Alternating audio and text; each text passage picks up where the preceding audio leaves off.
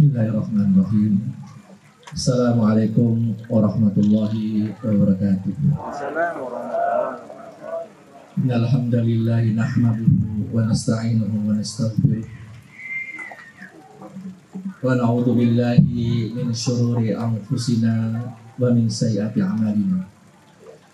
May yahdihillahu fala mudilla lahu wa may yudlil fala hadiya lahu.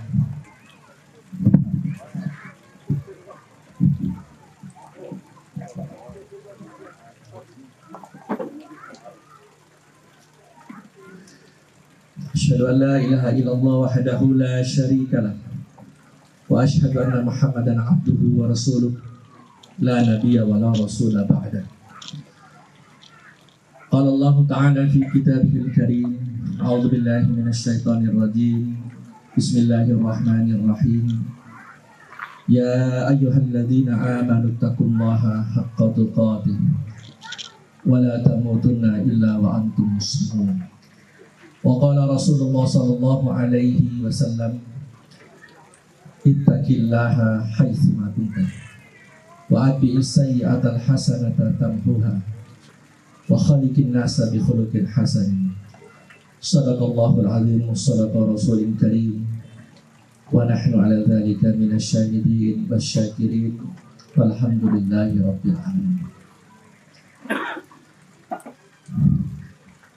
Hadirin yang pertama-tama kami haturkan ucapan terima kasih, jazakumullah khairul jazak, bahwa pada malam hari ini kita sempat dipertemukan dalam satu momen yang sangat mulia, yaitu acara tausiah dan haflah Al-Quran. Sebelumnya kami ucapkan kepada yang pertama yang kami hormati dan kami muliakan, Al-Ustadz Al-Fadil Ustadz Samsuri Firdaus, Qari internasional yang telah mengharumkan nama bangsa kita, lebih-lebih telah mengangkat dan mengharumkan nama daerah kita, yaitu daerah kota dan kabupaten Bima.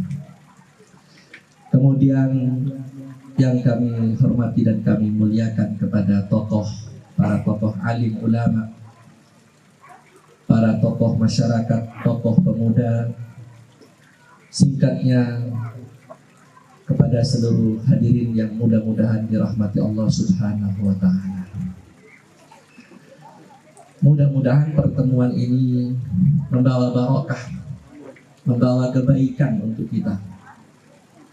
Dan kita berharap dengan pertemuan ini insya Allah membuat kita semakin dekat kepada Allah Subhanahu wa ta'ala.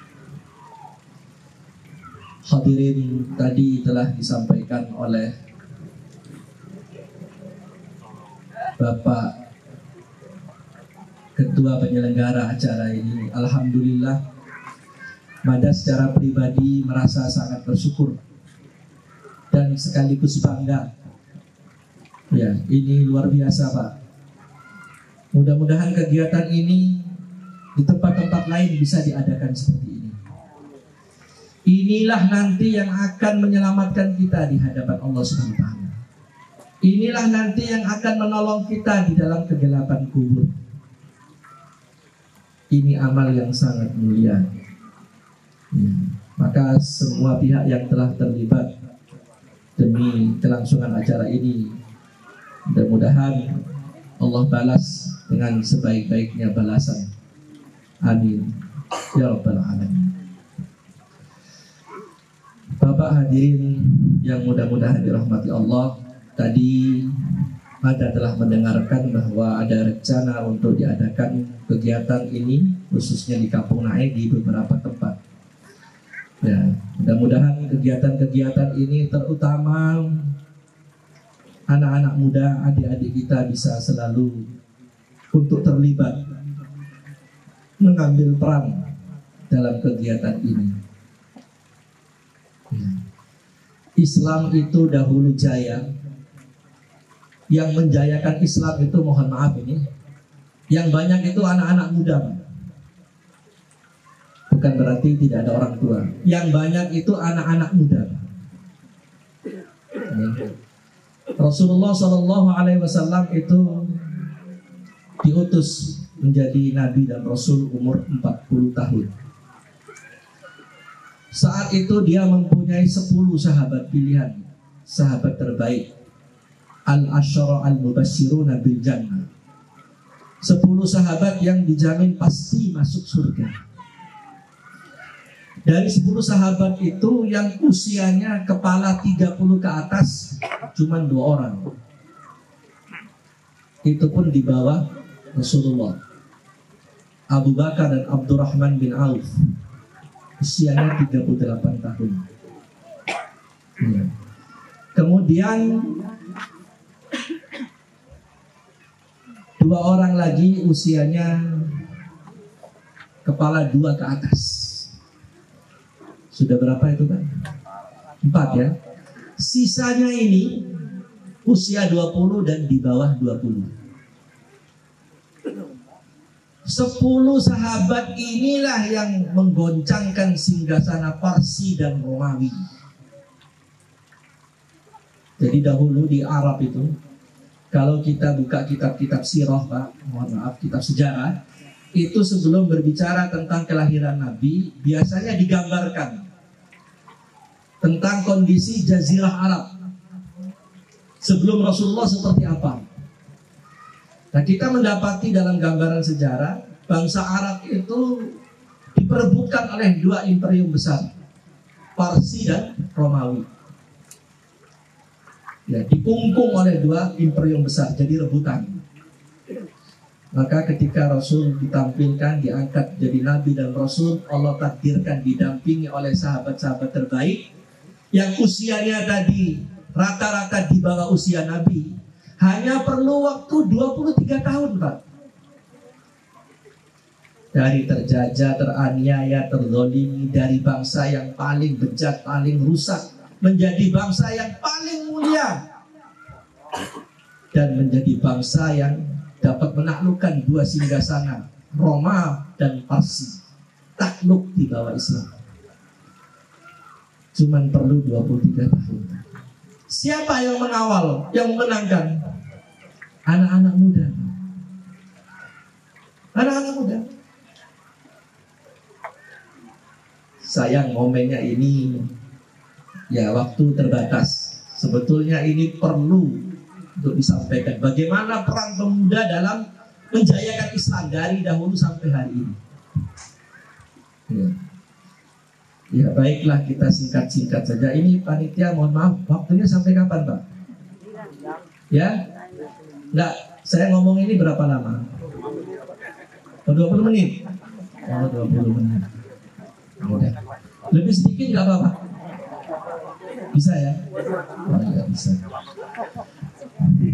Ya alhamdulillah karena waktunya singkat. Ya.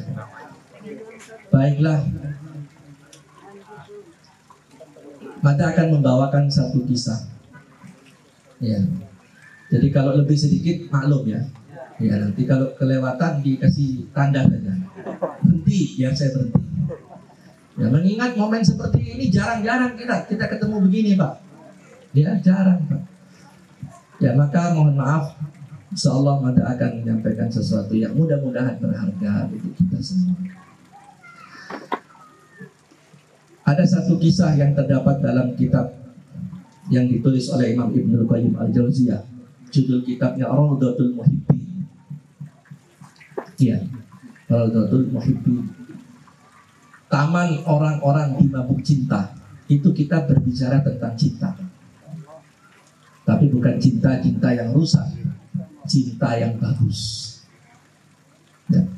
Dalam bagian kitab itu ada satu kisah yang menurut Mada pribadi istimewa dan selalu Mada sampaikan di mana-mana. Mengingat pentingnya kisah ini. Singkatnya, hiduplah ketika itu seorang tabi'in yang bernama Ubaid bin Umair. Ubaid bin Umair. Seorang anak muda, Pak.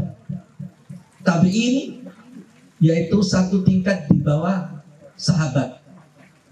Jadi tabi'in itu satu generasi di bawah sahabat. Muridnya para sahabat. Ubaid bin Umar ini murid daripada Ibnu Umar radhiyallahu anhu, seorang sahabat Nabi ahli hadis. Muridnya Ibnu Umar. Dia juga muridnya daripada Anas bin Malik. Ubaid bin Umar, pemuda gagah alim. Ini kisah nyata Pak, bukan seperti kisah Tangkuban Perahu atau si maling kundang. Itu cerita ya. Itu dongeng. Kalau ini kisah nyata Pak. Kisahnya singkatnya, ketika Ubaid bin Umar hidup di satu tempat ya di kota Mekah, dia menjadi pengajar tetap, mengisi majelis taklim di Masjidil Haram. Muridnya banyak Pak. Nah, di kampung tempat Ubaid bin Umar ini tinggal, ada sepasang suami istri Pak, yang kebetulan suami istri ini tidak paham Islam. Gak paham Islam Pak. Islam tapi Islam apa istilahnya? Ya Islam KTP atau Islam abangan. Ada di kampung itu suami istri yang seperti itu. Satu hari si istri ini menyisir di depan rambutnya, dan istri ini, wanita ini terkenal sangat cantik Pak. Sangat cantik. Kalau sangat cantik itu bahasa Jawanya apa Pak? Hah? Ayu ya. Sangat cantik itu bahasa Jawanya cuantik. Bukan cantik tapi cuantik. Artinya sangat cantik gitu ya. Ya. Betul-betul cantik ini wanita Pak. Satu hari dia nyisir depan suaminya sambil dia katakan, ada nggak orang di kampung ini yang tidak tertarik dengan kecantikan saya? Sambil dia nyisir, dia bertanya pada suaminya, ada nggak orang di kampung ini yang tidak tertarik melihat kecantikan saya? Jadi dia puji dirinya sendiri. Bahasa Bimanya apa itu Pak? Raiweki. Ya, Raiweki. Sambil nyisir dia Raiweki. Ada nggak orang di kampung ini yang tidak tertarik dengan kecantikan saya? Kata suaminya, ada. Siapa orangnya? Tunjukkan. Dia adalah Ubaid bin Umar. Oh, baik. Saya akan buktikan. Ubaid bin Umar pasti akan takluk, bertekuk lutut. Saya akan ganggu dia. Dasar suami nggak paham Islam, malah disuruh Pak. Ya, silahkan kalau kau mampu, silahkan kau laksanakan. Baik. Satu hari pergilah dia ke Masjidil Haram. Dia pakai cadar. Kemudian setelah orang-orang pada keluar, dia minta izin untuk masuk bertemu dengan Syekh Ubaid bin Umar. Masuklah dia. Kemudian dia mendekat, dia menyampaikan kepada Syekh Ubaid bin Umar bahwa dia punya hajat. Minta bantuan Ubaid bin Umar untuk menyelesaikan persoalannya. Kata Syekh Ubaid bin Umar, apa keperluanmu? Mohon maaf, saya tidak bisa cerita di sini karena masih banyak orang lewat-lewat. Lantas gimana? Cari tempat yang sedikit agak menjauh. Terpaksa dengan berat hati Ubaid bin Umar menuruti kemauan si wanita ini. Pindahlah di tempat yang agak jauh. Duduklah si wanita ini. Kata Ubaid bin Umar, silakan, apa masalahmu? Ubaid bin Umar menunduk, siap mendengarkan. Wanita ini mulai bercerita. Ketika wanita ini sudah mulai berbicara, dia buka cadarnya Pak. Cadarnya dia buka. Kemudian dia bilang kepada Ubaid bin Umar, wahai Syekh Ubaid bin Umar, coba kau lihat muka saya. Pandanglah muka saya. Kaget Ubaid bin Umar melihat muka si wanita ini. Spontan Ubaid bin Umar mengatakan, tutup mukamu, karena mukamu akan menimbulkan fitnah bagi laki-laki. Tutup mukamu. Tapi apa yang terjadi? Si wanita ini makin nekat Pak. Bukannya dia malu, makin nekat. Dia makin dekat kepada Ubaid bin Umar. Kata wanita ini, sudah lama saya punya keinginan kepadamu. Saya ada hasrat kepadamu, sudah lama.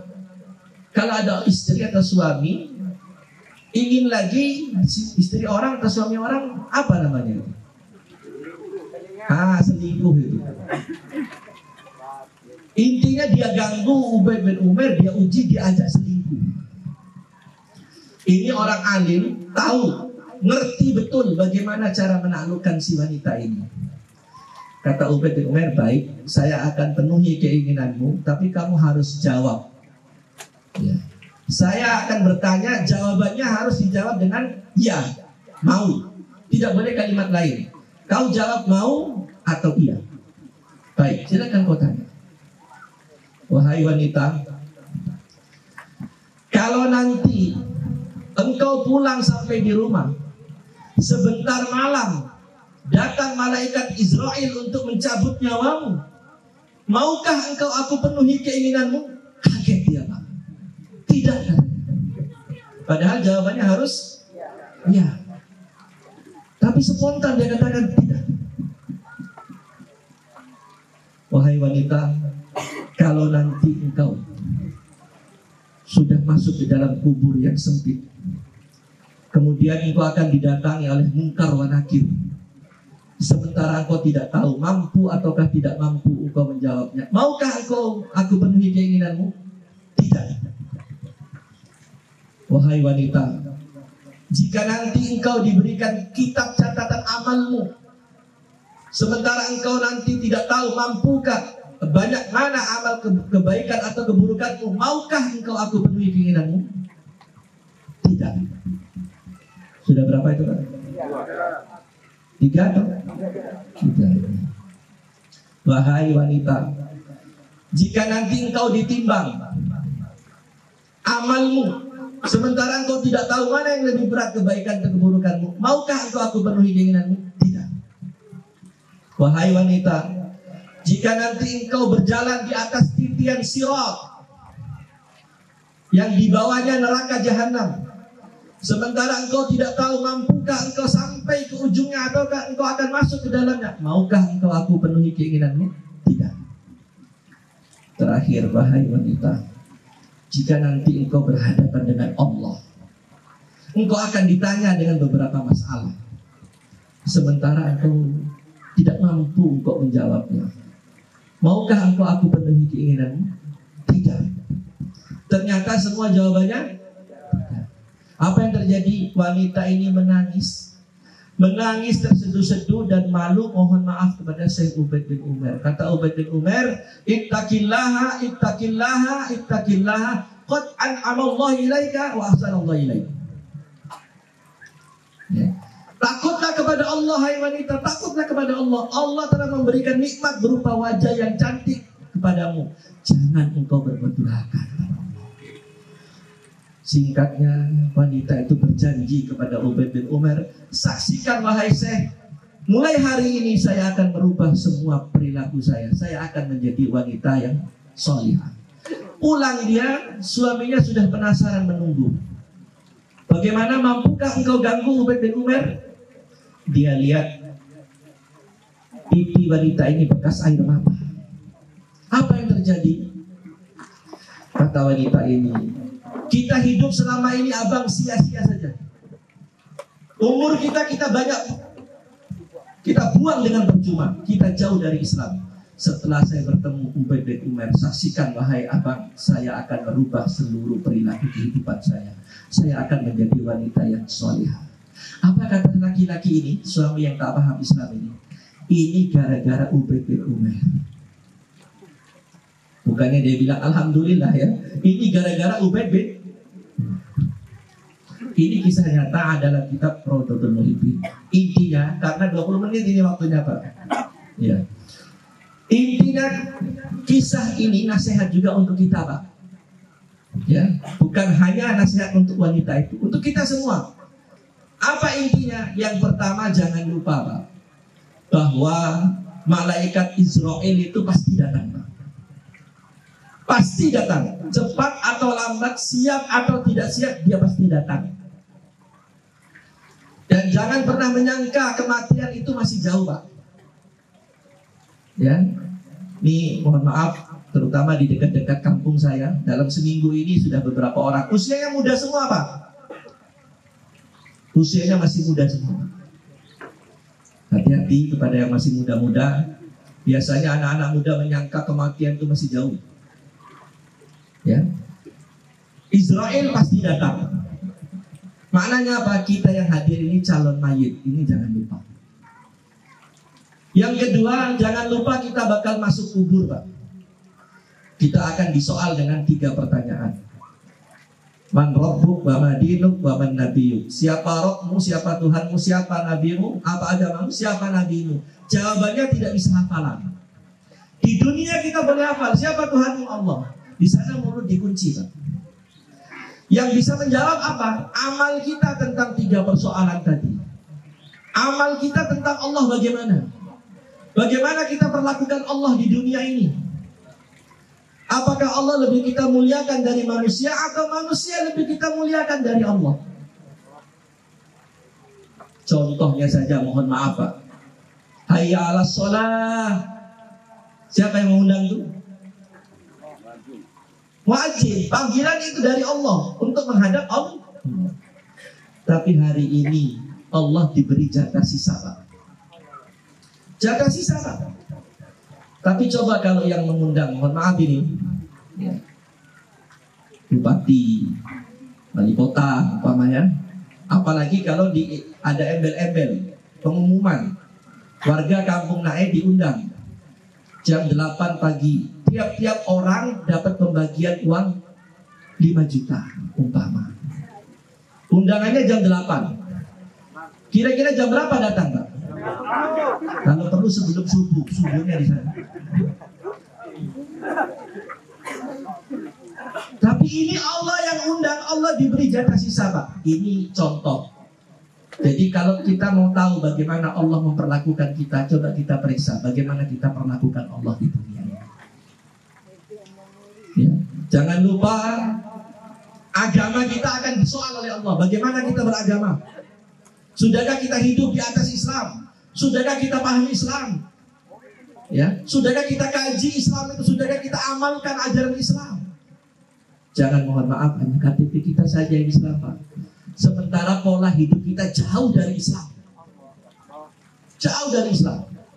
Maka untuk bisa tahu Islam bagaimana? Belajar. Seperti yang sekarang sedang diupayakan di Kampung Nae ini. Belajar Islam.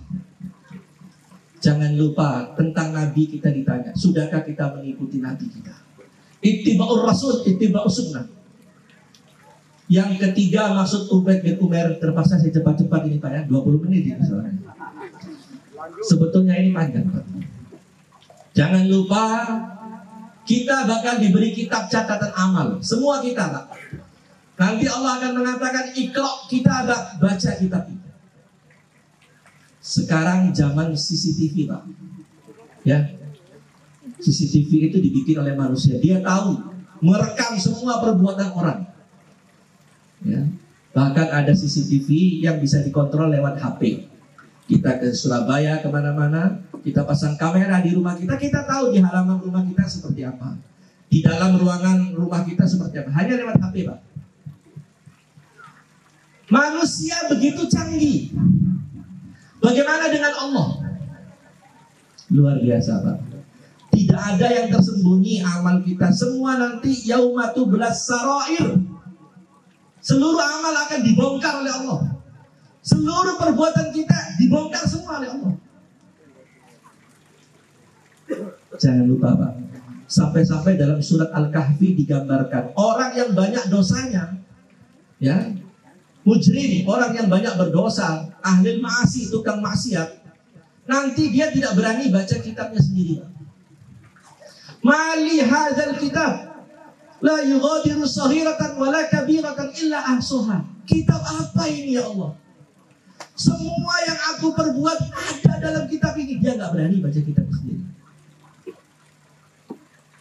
Jangan lupa kita bakal ditimbang. Wal waznu yauma idzinil haq. Timbangan mizan di hari kiamat itu benar, pasti ada. Dan jangan lupa, Pak, kita nanti akan lewat jembatan Sirat.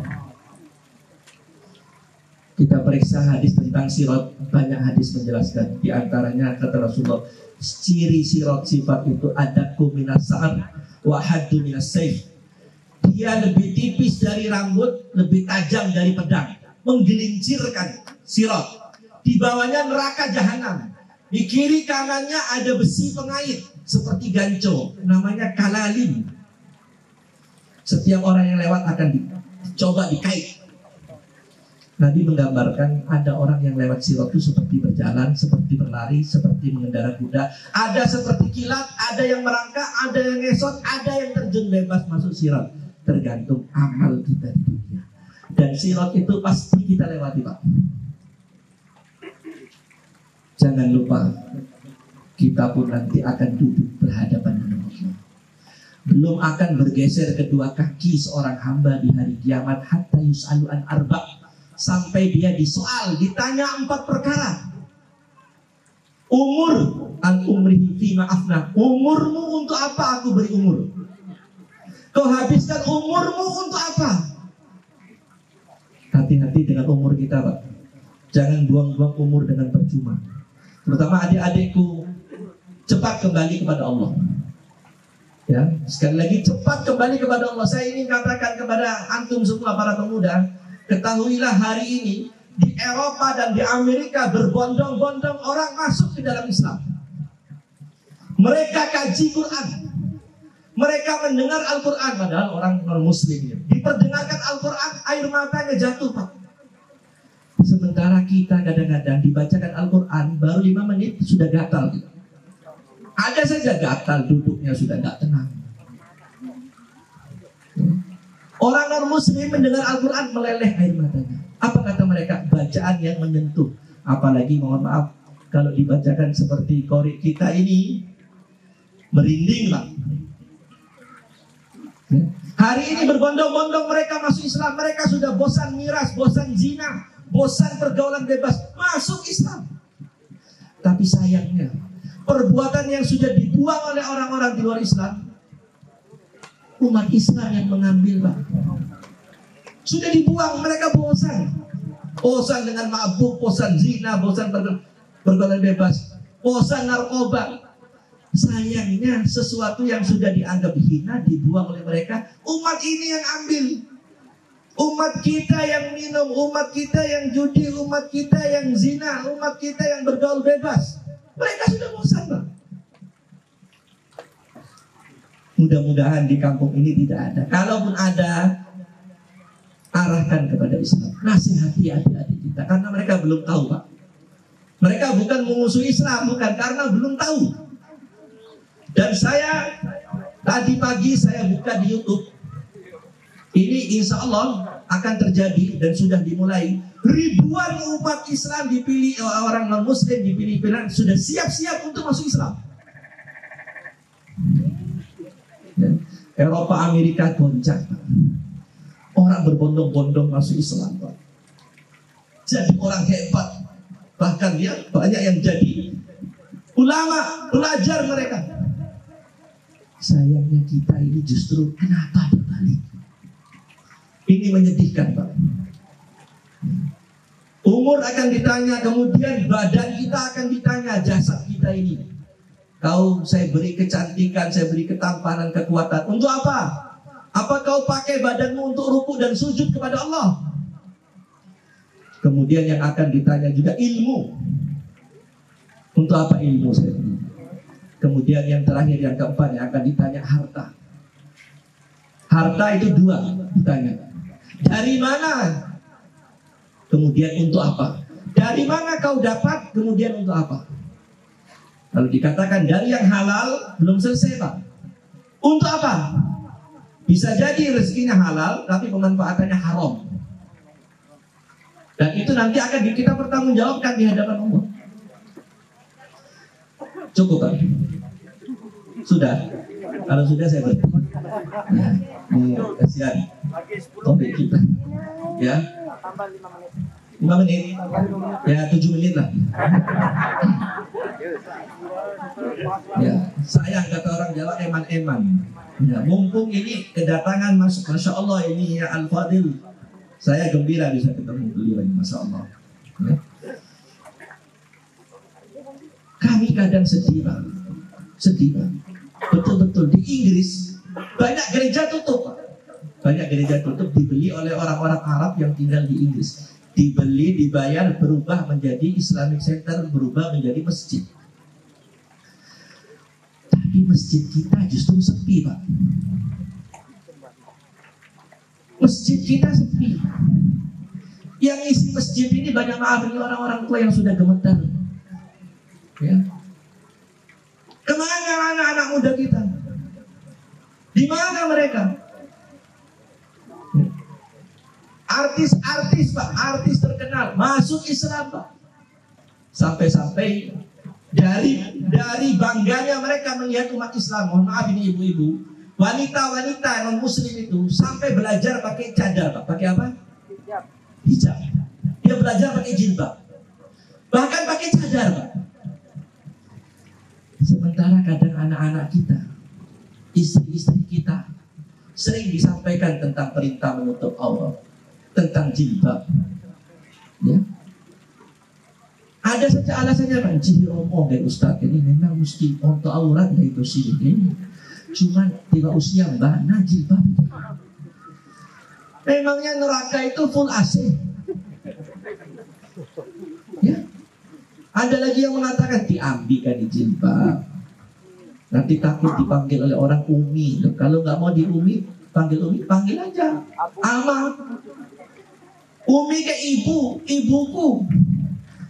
Jilbab itu wajib Pak. Bima ini salah satu di antara 4 kerajaan yang terkenal diberi tanda merah oleh Belanda. Waktu Belanda keluar, dia tinggalkan tanda merah untuk anak cucunya. Hati-hati 4 kerajaan ini: Banten, Aceh, Goa, Bima. Kenapa? Di Bima pernah tegak syariat Islam. Syariat Islam tegak Pak. Ya, langsung di bawah komando kekhalifahan di Turki, khilafah. Jadi khilafah itu ada, jangan ikut-ikutan bilang khilafah nggak ada, itu keliru. Kapan jatah umur kita akan habis? Ya, siapkan bekal-bekal terbaik, cepat kembali kepada Islam. Kematian itu tidak tunggu sakit. Ya, dan kematian juga bukan karena corona. Sekarang zaman virus corona Pak. Kita harus waspada, harus. Tapi takut berlebihan jangan Pak. Waspada harus. Tidak boleh juga takabur, saya kebal anti corona, keliru juga. Waspada iya. Tapi kita takut berlebihan jangan Pak, karena kematian itu bukan karena corona saja. Kalau kita hitung tiap hari kematian dengan sebab selain corona jauh lebih banyak Pak, ribuan Pak. Tetapi waspada, hati-hati, jangan takabur. Tapi jangan terlalu takut berlebihan. Ingat, di hari menjelang hari kiamat, ya 1 menit lagi, kata Rasulullah, ada yang disebut al-mautul faj'ah. Akan terjadi mautul faj'ah, kematian mendadak. Kematian mendadak. Kata orang zaman sekarang, serangan jantung. Yang meninggal di Kampung Mada kemarin, 2 hari yang lalu dan kemarin ini, dua-duanya itu mendadak. Jadi hati-hati, dan usianya muda. Ya, jadi ibu-ibu yang masih muda, bapak-bapak, jangan berandai-andai usianya tua kemudian menunda untuk taubat, menunda untuk beramal soleh. Hati-hati Pak, karena kita tidak pernah tahu kapan jatah umur kita habis. Siapkan bekal-bekal terbaik, kembali kepada Allah. Itulah yang akan menjamin kita selamat di dunia dan selamat nanti di akhirat insyaallah. Itu saja barangkali. Mohon maaf kalau lebih dari apa yang menjadi jatah ya ceramah ini. Mudah-mudahan apa yang Mada sampaikan ini bermanfaat. Kurang dan lebihnya Mada mohon maaf. Subhanallah wa bihamdika asyhadu an la ilaha illa anta astaghfiruka wa atubu ilaik. Assalamualaikum warahmatullahi wabarakatuh.